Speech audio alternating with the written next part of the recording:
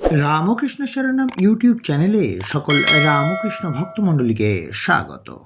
আজকের পাঠের বিষয় নিজ মুখে শ্রী রামকৃষ্ণের জীবন ও উপলব্ধি। ওং স্থাপকায় চ ধর্মশ্চ সর্বধর্মস্বরূপিণে অবতার বরিষ্ঠায় রামকৃষ্ণায় তে নমঃ। ঠাকুর নিজ মুখে বলছেন, পঞ্চবটিতে মাটিতে পড়ে পড়ে মাকে ডাকতুম।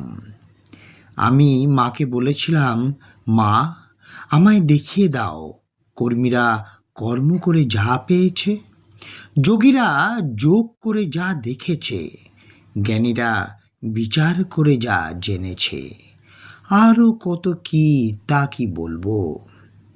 এই পঞ্চবটিতে বসতাম, কালে উন্মাদ হলাম, তাও গেল। দক্ষিণেশ্বরে যখন আমার প্রথম এইরূপ অবস্থা হলো, কিছুদিন পরে একটি ভদ্রঘরের বামুনের মেয়ে এসেছিল, বড় সুলক্ষণা। যেই গলায় মালা আর ধূপধুনা দেওয়া হলো অমনি সমাধিস্থ। কিছুক্ষণ পরে আনন্দ আর ধারা পড়তে লাগলো। আমি তখন প্রণাম করে বললুম, মা আমার হবে?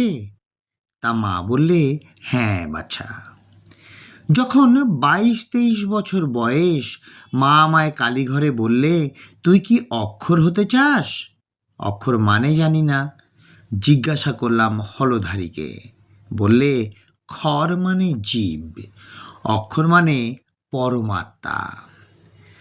মায়ের নাট মন্দিরের ছাদের আলসেতে যে ধ্যানস্থ ভৈরব মূর্তি আছে, ধ্যান করতে যাবার সময় তাকে দেখিয়ে মনকে বলতুম, ওই রকম স্থির নিষ্পন্দ হয়ে বসে মার পাদপদ্ম চিন্তা করতে হবে।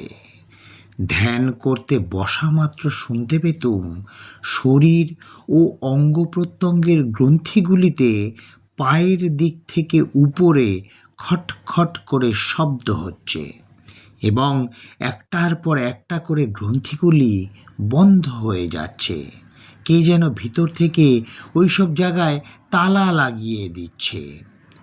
যতক্ষণ ধ্যান করতুম ততক্ষণ শরীর একটু নেড়ে চেড়ে যে একটু আসন পরিবর্তন করব বা ধ্যান ছেড়ে অন্যত্র যাব বা অন্য কাজে নিযুক্ত হব, তার শক্তি থাকতো না।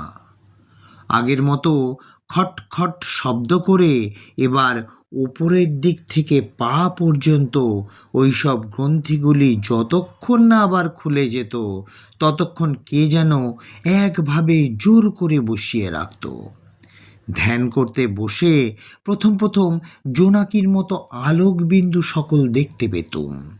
কখনো কুয়াশার মতো পুঞ্জ পুঞ্জ জ্যোতিতে চারিদিক ব্যাপ্ত দেখতুম, আবার কখনো বা গলানো রূপোর মতো উজ্জ্বল আলোর ঢেউয়ে সব কিছু ব্যাপ্ত দেখতুম।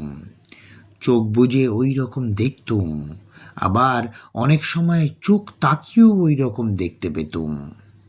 কি দেখছি বুঝতে পারতুম না। ওই রকম দেখা ভালো কি মন্দ তাও জানতুম না।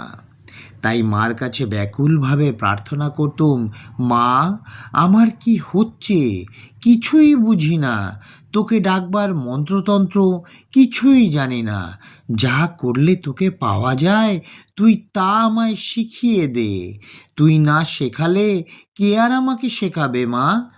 তুই ছাড়া আমার গতি বা সহায় আর কেউই যে নেই। এক মনে এইভাবে প্রার্থনা করতুম এবং প্রাণের ব্যাকুলতায় কাঁদতুম।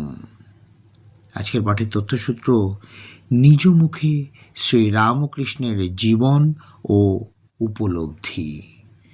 জয় ঠাকুর রামকৃষ্ণ পরমহংসদেব, জয় ঠাকুর রামকৃষ্ণ পরমহংসদেব, জয় ঠাকুর রামকৃষ্ণ পরমহংসদেব, জয় মা শারদা, জয় স্বামী বিবেকানন্দ মহারাজ।